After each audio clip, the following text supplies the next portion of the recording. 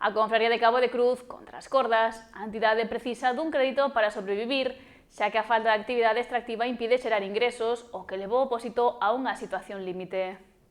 A mortaldade do recurso nos bancos marisqueiros de Cabo de Cruz, logo dun duro inverno e da caída da salinidade, obrigou a deter a actividade extractiva. Non hai movimento na lonxa local, polo que a confraría non está a xerar ingresos, situación que leva a entidade a estar nun momento moi complicado economicamente falando, e que coloca o Pósito ao borde da quebra. Non hai ingresos na cofradía, que está a lonja pechada, e vemos se agora tiñamos pensado firmar o convenio e apareceu-nos o tema este de que había que adiantar os cartos, así a certificar as transferencias á xente que estaba tal.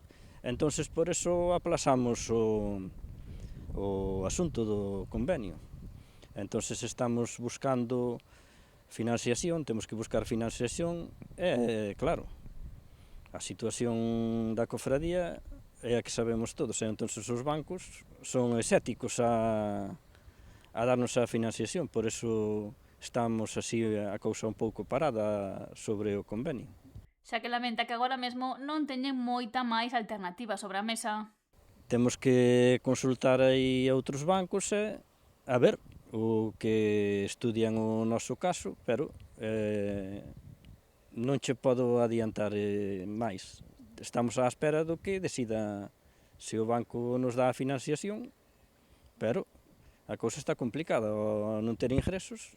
Ademais de ter unha póliza de crédito vencida e pendentes de pagar préstamos que pediu a Xunta Xeral, inconvintes para que os bancos poidan aprobar un novo crédito se a confraría ten unha débeda de 200.000 euros con estas entidades e con acreedores. E tampouco teñen novidades da Consellería do Mar. E, bueno, aínda están estudiando os convenios cos bancos a Xunta, e, claro, é unha situación complicada. Hasta que nos den máis información non sei que explicar máis, pero a cousa é complicada. Si non se traballan as playas e os mariscadores van traballar, a cofradía é imposible que teña ingresos. E iso é o que está pasando. Non sei se habería que facer uns muestreos para ver como están os bancos, para se podía traballar, pero vexo a cousa está moi complicada. Logo dos temporais, apenas 3 mariscadores a flote foron a probar sorte, pero desistiron. A lonxa levase en actividade varios meses, polo que a confraría non ten ingresos, pero sí gastos que atender. A cofradía para sostenerse hai que poñer 14.000 euros todos os meses.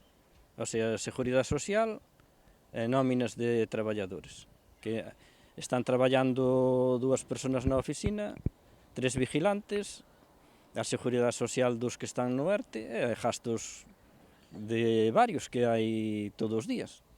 Entonces, se non tes ingresos, como faz? E sostén que tal e como está a situación non ve futuro claro para a entidade.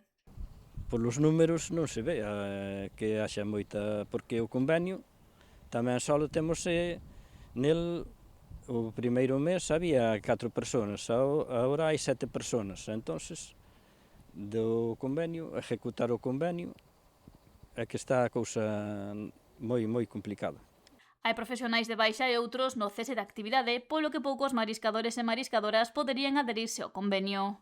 Porque, normal, no convenio é unha miseria, porque que mariscador pode vivir con 700 euros? E de momento non veo unha resolución que diga que están exentos de pagar a Seguridade Social. Entonces, temos que facer unha xunta xeral, tratar o tema e a ver que decisións se toman na cofradía.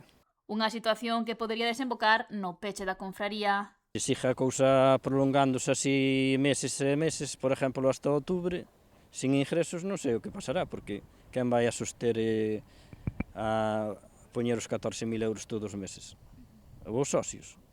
Terían que poñer 1.000 euros cada un. E de onde sacan? O sea, hai problemas para pagar a Seguridade Social, para vivir mes a mes, é que a cousa está moi difícil.